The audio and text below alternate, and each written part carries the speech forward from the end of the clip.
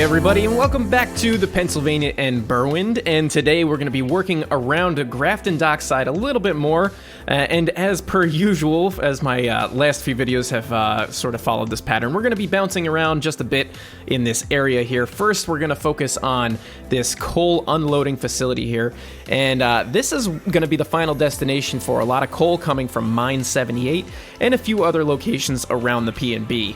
And the idea here is that the coal is going to come up in some kind of a big unit train, maybe. I haven't really tested it out. I'm going to say it's probably going to be a unit train.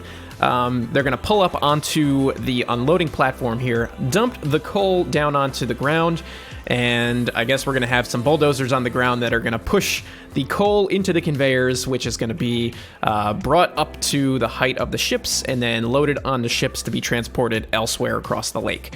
So that's my idea here. Again, I'm kind of just kit bashing this. This isn't based on any model in particular, any prototype in real life. I've been looking at Erie, Pennsylvania mostly. There's a coal coking facility on the shoreline there that I was kind of getting some inspiration from, but not, I'm not copying it. It doesn't have any sort of a transload thing into ships or anything like that.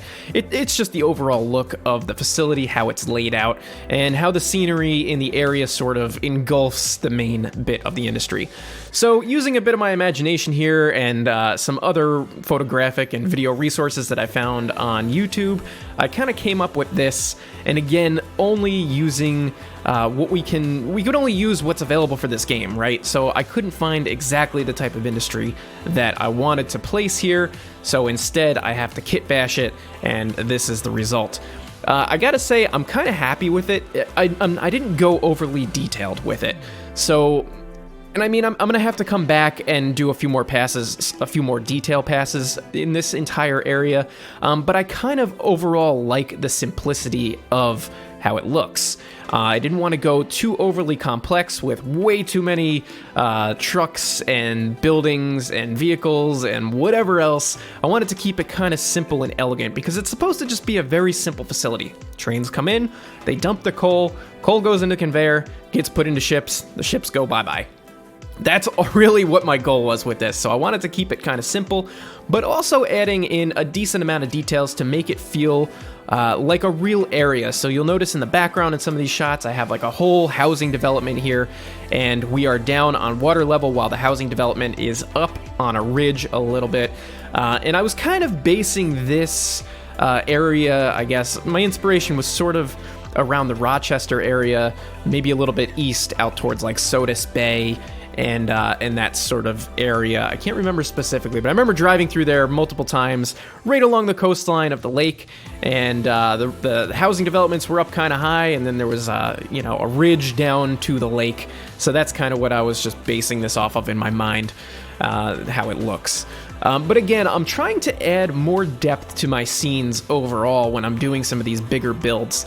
I've really gotten into the idea of having these nice, big, deep background scenes rather than just filling in with trees, which is what I've kind of classically done. So I guess over the years, my build style has evolved just to the point where I used to hate doing all these background scenes, and that's why so many of the scenes on the P&B were only like 1 or 2 baseboards wide, because I didn't want to model anything too far away from the right-of-way. And now here I am modeling these whole big, robust background scenes that really are sort of insignificant in the overall grand scheme of things, but now I'm getting enjoyment out of it. So I don't know, that's just how my building has evolved over the years. And for better or for worse, it does take a lot more time to accomplish completing a scene than it normally would if I was just focusing on the right-of-way. However, I think the overall look is much, much more realistic, especially when you're bringing some trains through here and you can see that there's a housing development in the background, or, roads that are actually going to places, people live there, and that sort of thing. So for me, it increases the overall realism of a build, and that is really my ultimate goal here. Over the years, I've discovered that I'm not here necessarily to model trains. I am here to just model the real world, or, just build sort of a living module or diorama or something like that. It's just the fact that the trains are an added accessory that we can actually jump in and interact with things, that's sort of a benefit to it. So anyway, I guess that was kind of like a long rambling intro to this particular build here. Ooh, just whacked my mic, sorry. So again, working around Grafton Dockside, I think we're probably going to spend a couple more episodes up here because there's a lot of area to cover. I've been working on a lot of these background scenes during some like Patreon only live streams. So if you're not familiar, guys, I have a Patreon, and if you are a member in the $10 or up tier, this is a little shameless self plug here. If you're a member of the $10 or up tier, every Wednesday we do a weekly hangout on Discord, and we do like a voice chat, and a lot of times, most of the time, I've been doing like these sort of unofficial live streams where I'll just be working on the P&B or, you know, working on something else. So if that's something that you're interested in, train going by outside, of course. If that's something that you're interested in and seeing some more work on the P&B and other things that I do kind of like off camera, that's the place to gain access to that. But anyway, I've been doing a lot of that kind of work during these Discord unofficial sort of live streams, filling in a lot of these housing developments in the background, filling in parking lots and roadways, and doing sort of the stuff that I guess I enjoy doing, but doesn't necessarily make for really great video content. And I feel like I'm always talking about this sort of thing, but you know, I'm sure you guys are probably bored with watching me lay out a whole bunch of like handmade roads or do like really repetitive scenery work. So what I try to do when I produce a video like this is just kind of give you the highlights, show you some of the overall parts of the build, the parts that sort of have the most amount of detail, and things that are the most meaningful to the actual construction of the module that I'm working on. And then I kind of leave out some of the more tedious, boring parts where it's very repetitive and I have to do the same thing multiple times for hours on end, or I just do tedious things like hand lay roads and lay out street markings and things like that. So that kind of stuff, you'll see it. I mean, I show it in the cinematics, and you know, you'll see it as I'm flying around and building. But overall, I don't think that you necessarily need to see every aspect of that. But if I'm wrong, let me know. If that's something, if I should spend more time on some of those details, let me know in the comments below. So that way I know what to show you guys, what I'm doing in the video building process, and what is more important to leave out. And again, I also have to selectively compress what I'm showing you in these videos just to keep them into a reasonable length, because even this is like a 25-minute almost video here, you know, that's a long time for me to talk, and I've been talking now for 7.5 minutes, and my throat is already getting dry, so 20 minutes is a long time, so I have to keep these in a reasonable length of time. But anyway, so we're still working over here. We haven't bounced out of this area yet. I wanted to include a small like administrative building and like a shed of some kind. I don't really know what the overall function of these is gonna be. I'm kind of picturing the shed as a place to store some trucks or do some maintenance on these trucks. Maybe big dump trucks. Yeah, dump trucks. I almost said garbage trucks. Dump trucks and other, you know, things that need maintenance around this facility. And then this would be some kind of an administrative office building to handle any kind of paperwork and that kind of thing. Again, I didn't spend a lot of time detailing this area, and this is something that I'm going to come back to and revisit later on. And it's mostly because I really didn't know what else to put here. Again, I wanted to keep it simple without going way too overly detailed with repetitive things, like the things that I normally do, parking lots and you know, roadways and that sort of thing. But I need to find like a good prototype to look at on Google Earth, and then I can come back and add some more details and that sort of thing. And you know what? For a long time, I really struggled with when I'd be building and making these videos where I felt like I really needed to complete a scene and get it 100% before I could really move on to the next thing. But I'm starting to learn now about myself that it's okay to, you know, get some of this stuff roughed in or get, you know, an idea of things down and then come back and detail things as the inspiration sort of comes. And that, I think, is especially important with a route and at least even like an area that is this big, such as Grafton Dockside. This is a massive area, and it's going to take a long time for me to finish.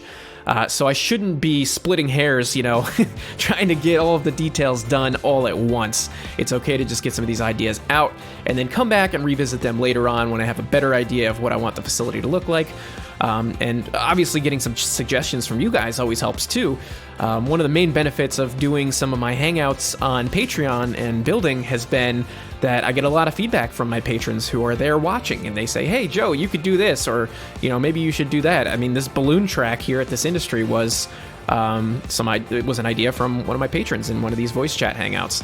So, I mean, things like that I didn't normally think of. So it's good to get feedback from you guys. It helps me think outside the box a little bit. It helps me keep my ideas fresh, because sometimes when you're doing a route that's this big and has such a, I guess, diverse area to cover, I kind of get the feeling sometimes that I'm getting formulaic and almost lazy in my builds, where, you know, I'm just sort of doing the exact same thing over and over again because it's easy to do. But maybe that's just kind of how I feel psychologically when you're working on something as big as this. But yeah, so at this point, I'm trying to work in some more scenery detail around the coastline here.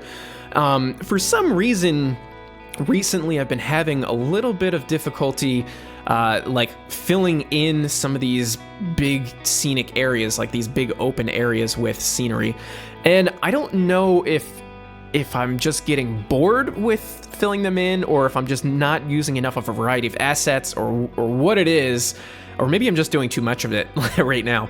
But it doesn't, every time I'm like laying out some of these grass assets and these shrubs and stuff like that, it doesn't quite feel right. Like I don't know what it is. Like it doesn't feel like there's enough stuff going on there. And then I look at it like right now and I'm like, maybe there's too much stuff. Am I putting too much stuff down?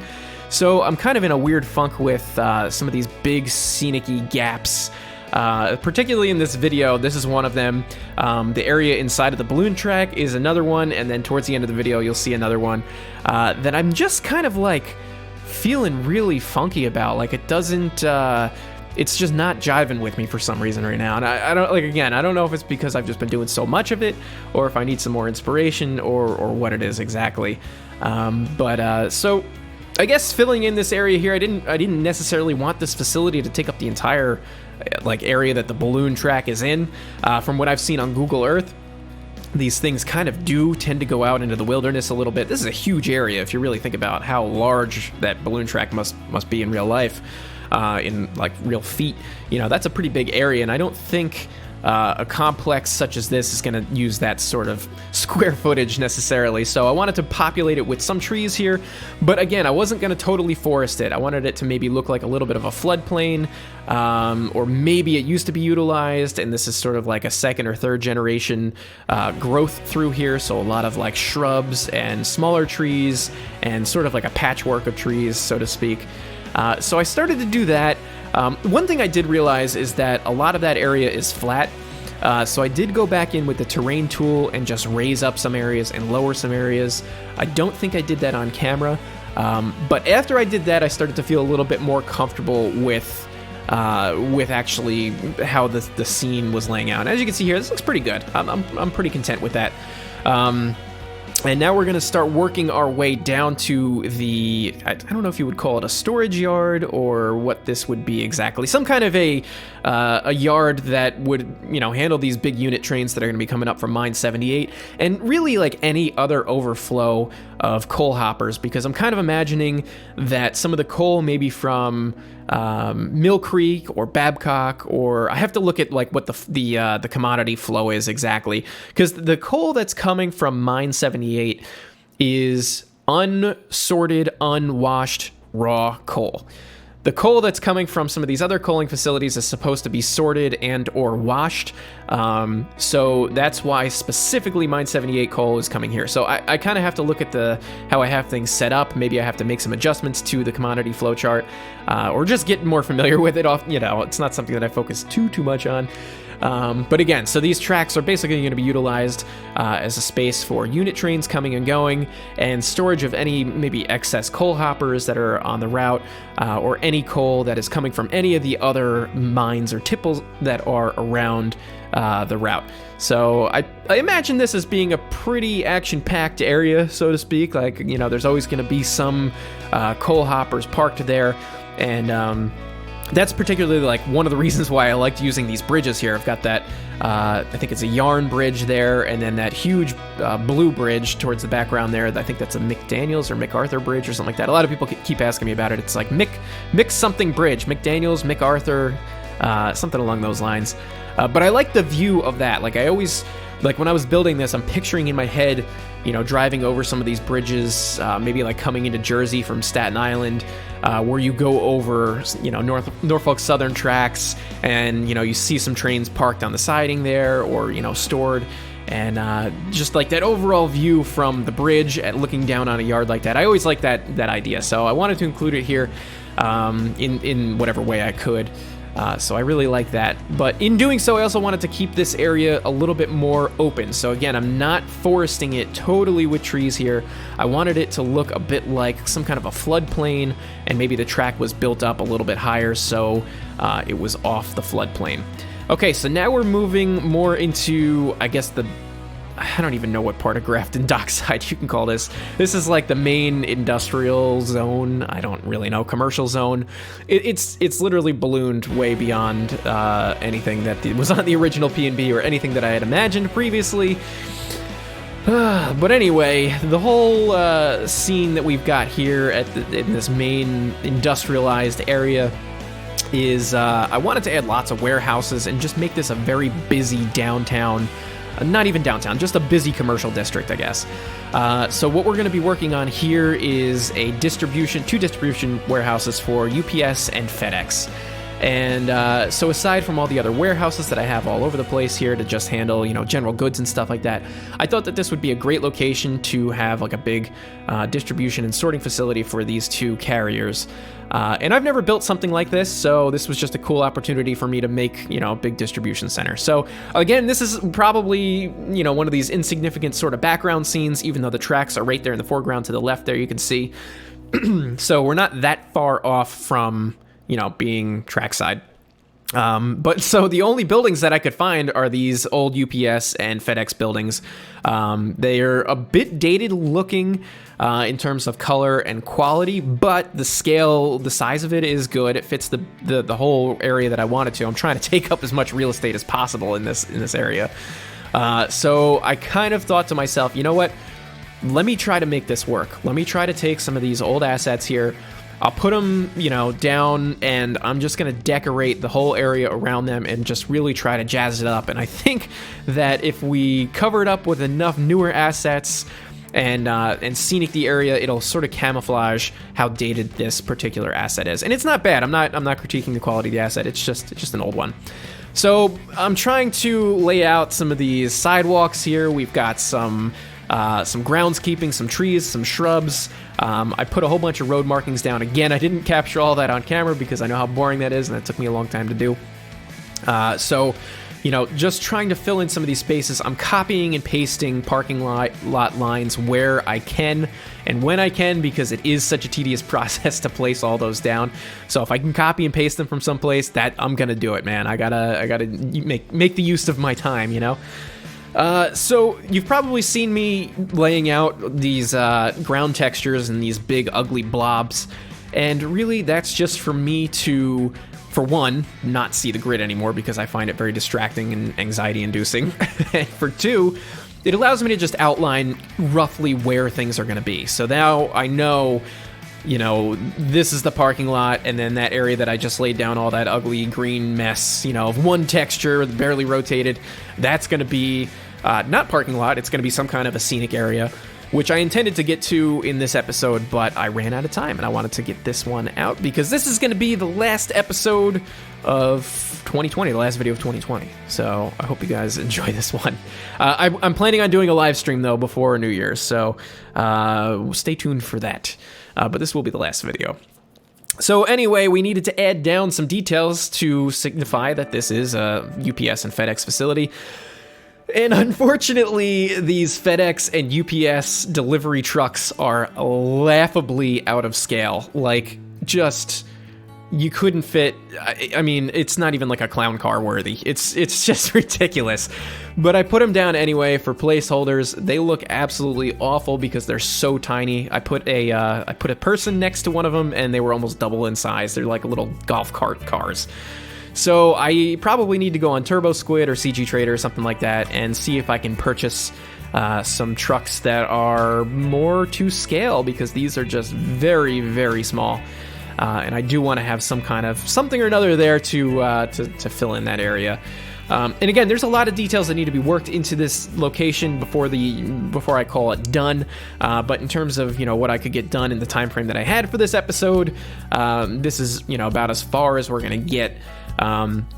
I tried working in some more road markings here. The road in the foreground there was just like a service road, just to have the trucks, a place for the trucks to funnel in and out of before they get on that main highway out there, that 4-lane road.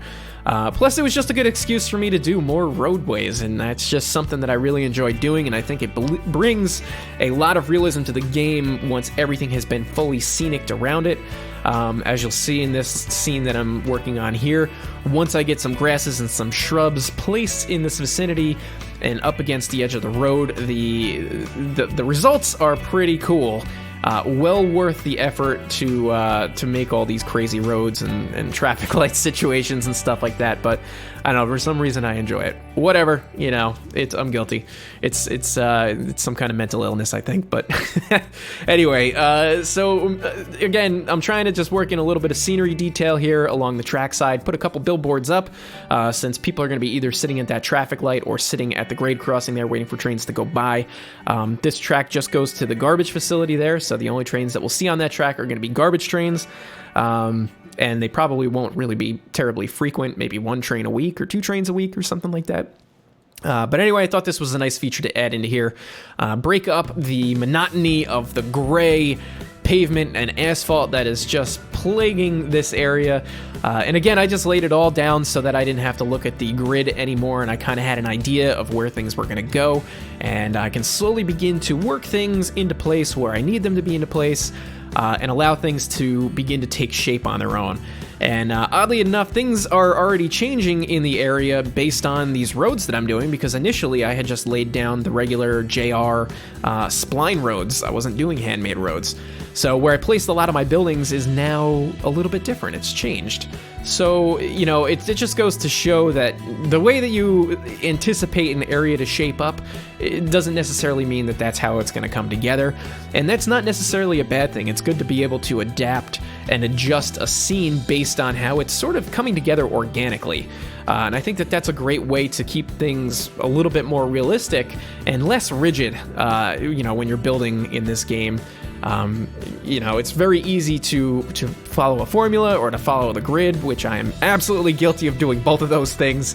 But once you shake things up a little bit and allow things to fall into place a little bit more naturally, you can kit bash structures, kit bash your roads, you can do any number of things, and the results are wildly different. Again, this is another area that I think I over-scenicked, and I do believe I backpedaled a little bit and deleted some of the shrubs and grasses out of here, so it's a little less dense than that.